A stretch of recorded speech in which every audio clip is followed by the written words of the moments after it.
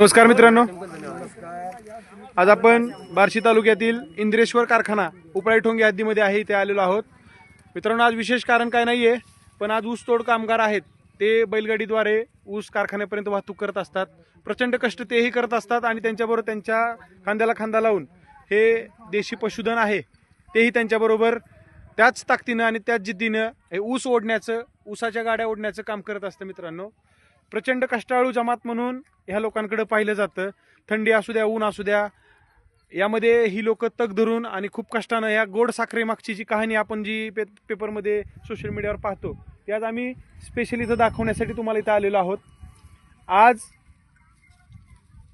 ही वाहतूक होत असताना जी काय अडचणी आहेत, ह्या ऊसतोड कामगारांच्या ज्या काय अडचणी आहेत, पशुधनाबद्दलच्या ज्या काही तक्रारी आहेत किंवा बऱ्याचशा गोष्टींशी चर्चा करण्यासाठी आम्ही आज इथं स्पॉटला येऊन यांची व्हिजिट देण्यासाठी इथं आलेलो आहोत.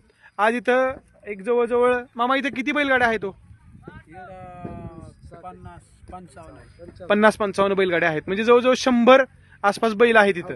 आणि इतर छोटी मोठी बैल मिळून एक 5-25 150-200 जनावर आहेत. पूर्वी याच कारखान्यावर किती बैल असायची मामा? 400 बैलगाड्या राहायचे. म्हणजे आज जवळजवळ 800-1200 पर्यंत बैल असायचे. आणि आता आज राहिलेत किती इथं? 100 ते 150. म्हणजे बऱ्याच प्रमाणामध्ये हे देशी पशुधन जे आहे ते कारखान्याचा पट्टा पडल्यानंतर तुमच्यासारखी काही लोक सोडली तर बऱ्याच लोकांनी ही पशुधन गोतस्करांच्या ताब्यात दिली आणि ती जनावरं परहस्ते कत्तलखान्याकडे गेली.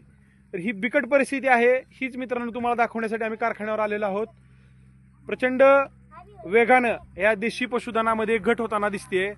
आज गोसेवा आयोग असेल, राज्य सरकार असेल, राज्य सरकारने नुकताच गाईला राज्यमाता गोमाता दर्जा दिलेला आहे, परंतु त्यावर ठोस कारवाई होताना कुठं काही दिसत नाहीये आणि त्याची इम्प्लिमेंट होताना दिसत नाहीये. देशी पशुधन हे बऱ्याच प्रमाणामध्ये कत्तलखान्यावर जातंय. कर्नाटक, आपल्या महाराष्ट्राच्या सीमा भागामध्ये जिथं जिथं गोवंश हत्या बंदी कायदा नाहीये अशा भागामध्ये चोरू छुपे हे पशुधन जातंय.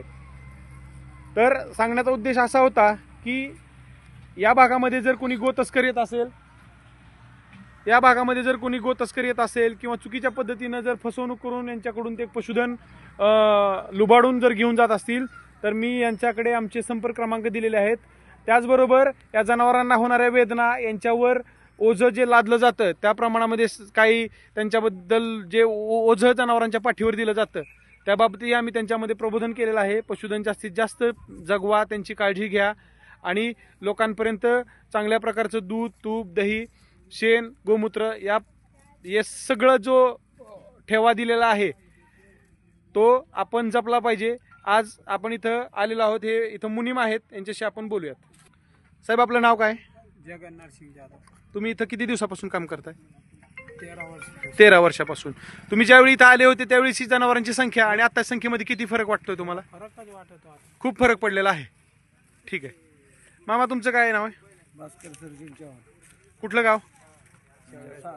40 गाव. मामा, आता तुम्ही वयस्कर आहेत, ज्येष्ठ आहेत.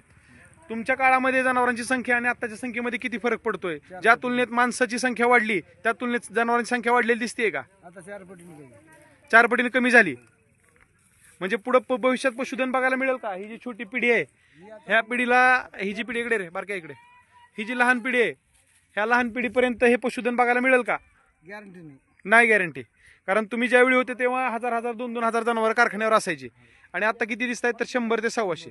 तर हे तुम्ही जपलंय. पण आता ह्या येणाऱ्या ह्या तरुण पिढीनं, ह्या पिढीनं ह्या